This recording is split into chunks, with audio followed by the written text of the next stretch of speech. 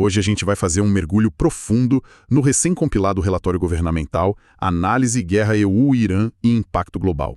A nossa missão aqui é, desconstruir esses dados todos e entender como exatas 5 semanas de conflito conseguiram transformar o que deveria ser uma campanha militar super restrita em uma crise sistêmica gigantesca. É, uma das crises mais profundas das últimas décadas, com certeza.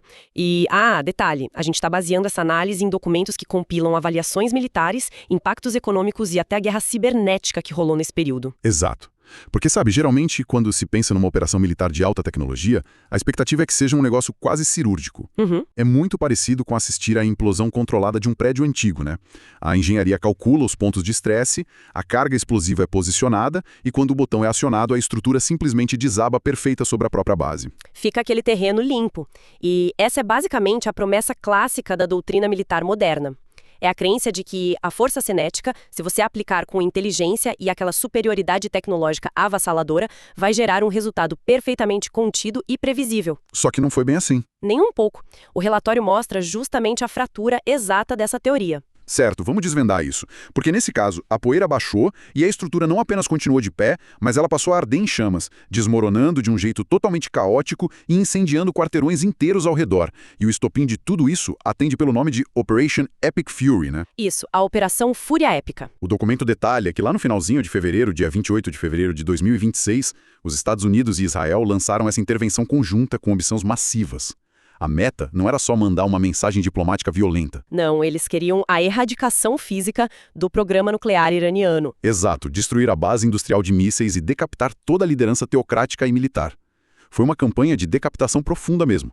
Olha só, nos primeiros 10 dias, eles obliteraram cerca de 5.000 alvos. É um número absurdo, e o ataque atingiu o ápice com a morte do líder supremo Ali Khamenei e da cúpula da Guarda Revolucionária, o IRGC. O que é fascinante aqui é a desconexão estrutural que a inteligência aponta entre o sucesso tático e o resultado estratégico. Como assim? É que, pela cartilha tradicional, se um Estado remove a liderança de uma teocracia altamente centralizada, a expectativa lógica é uma paralisia imediata, né? O comando deveria ruir. Certo. Corta a cabeça e o corpo morre. Exatamente. Mas o IRGC não foi estruturado como um exército ocidental convencional. Eles têm uma redundância embutida no sistema. Então a morte da cúpula não gerou uma rendição. Ela gerou uma mutação orgânica. Isso. O grupo se transformou numa rede de células autônomas regionais. É como se a organização se tornasse hiperflexível. E o relatório destaca muito a ascensão rápida do Mojtaba Khamenei ao poder de fato. Ah, sim. Os analistas chamaram ele de o pai com esteroides, né? E ele adotou uma tática radical, que foi dar a ordem de fogo à vontade para as bases locais nas províncias. Mas espera um pouco. Dar uma ordem de fogo à vontade para milícias descentralizadas não é uma receita meio óbvia para fogo amigo? Ou uma incoerência tática total? Pode parecer, mas... Porque como uma força consegue coordenar alguma defesa se não tem ninguém em Teherã dizendo para onde os mísseis têm que voar? Mas aí é que está a grande inversão de paradigma. Eles simplesmente não precisam coordenar manobras complexas. A estratégia do fogo à vontade elimina a necessidade de comunicação constante. Ah, entendi. O que é útil se a colisão está bloqueando as comunicações? Exato. Os americanos estavam embaralhando todos os sinais de rádio e satélite. Então a missão dessas células virou só a sobrevivência e a imposição do máximo de custo assimétrico possível contra a coalizão. Eles tiraram aquele alvo fácil do centro. Não tem mais um centro de gravidade para ser destruído. Enquanto isso, o poder político lá dentro sofreu um colapso completo. O presidente Massoud Pezeshkian foi totalmente marginalizado pelas forças mais radicais. Eu lembro de ler sobre o filho dele. A tensão interna estava tão insana que o filho do presidente foi no X questionar se a política de destruição total fazia sentido, né? Sim, e na mesma hora, contas ligadas ao Estado começaram a acusar o cara de traição. O país fraturou politicamente de um jeito brutal, mas militarmente eles se blindaram nesses pequenos enclaves. O que cria um pesadelo operacional para a coalizão. A força que atacou achando que ia dominar tudo em dias, agora encara um inimigo fantasma.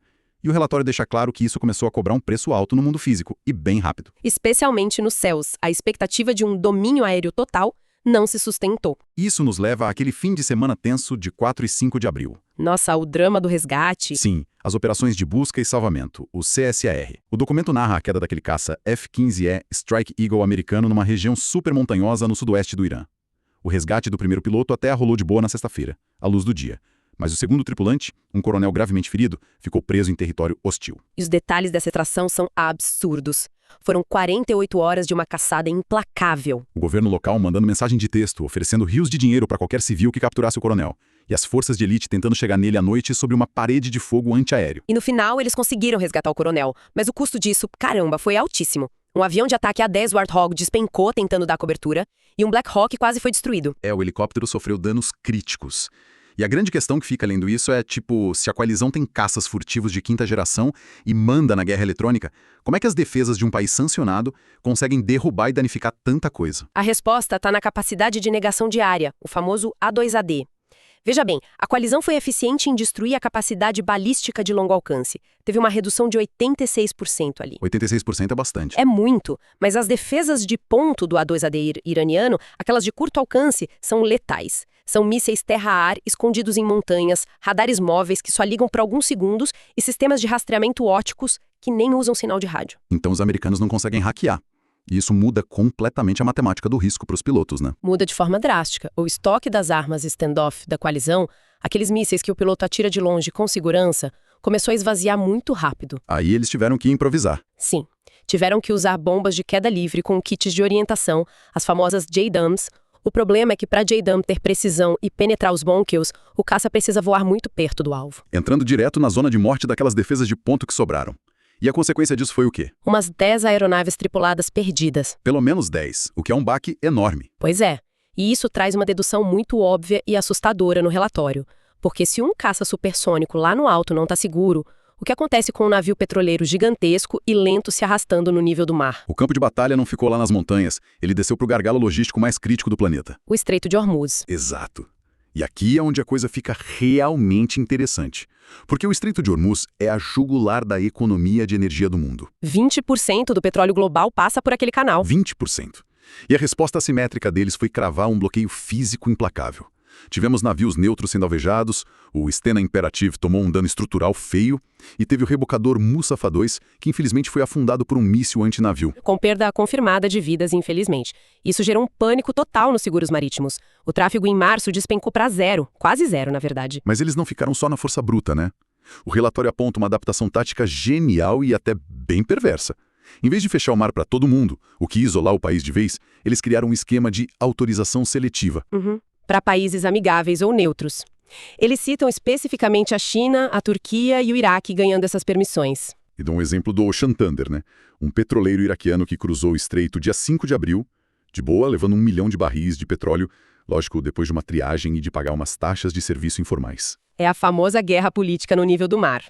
Eles usam o direito de navegação para fraturar a coalizão ocidental, deixam a energia fluir para a Ásia, enquanto Europa e Estados Unidos ficam no escuro, enfrentando desabastecimento. Mas o mais doido do bloqueio nem foi a parte física, foi a degradação eletrônica. Nossa, a guerra invisível. Aquele dado de que mais de 1.100 navios relataram falha de navegação nas primeiras 24 horas? Isso mesmo, mais de 1.100. E não era um apagão comum, tipo, perdeu o sinal. Foi um ataque gigante de spoofing no GPS e no AES. Só para explicar rápido, o AES é aquele sistema de transponder que os navios usam para avisar: oi, tô aqui. Nessa velocidade, nessa direção, é o que impede eles de baterem uns dos outros à noite. Mas como esse spoofing funciona numa escala tão grande? O spoofing não bloqueia o sistema, ele engana o sistema.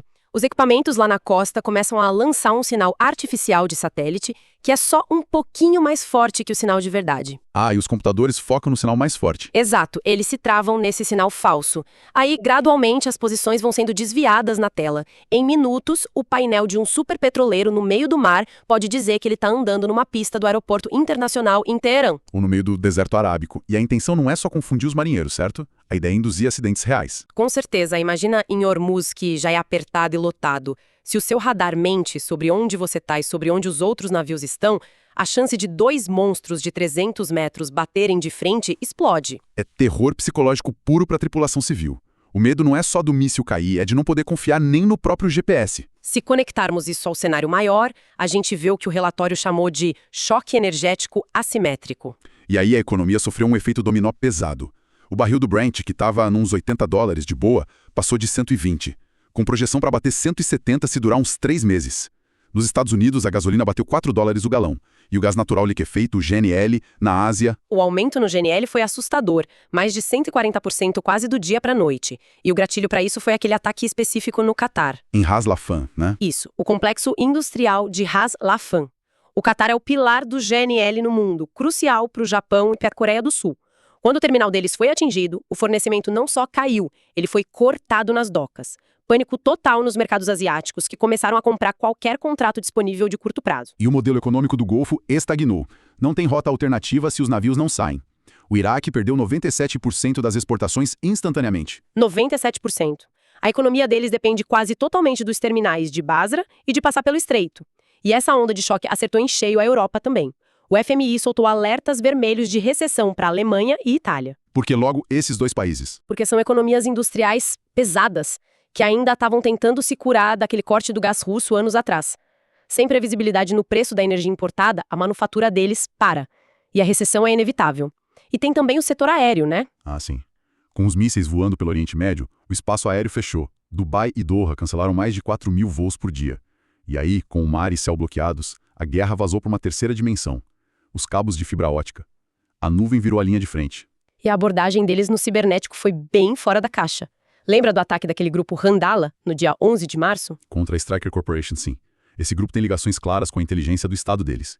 E o que eles fizeram não foi roubadado de paciente ou espionagem comum, né? Não, eles foram direto na rede de logística da empresa. Eles paralisaram todo o processamento de pedidos e o despacho de equipamentos médicos no mundo inteiro. É bizarro pensar nisso.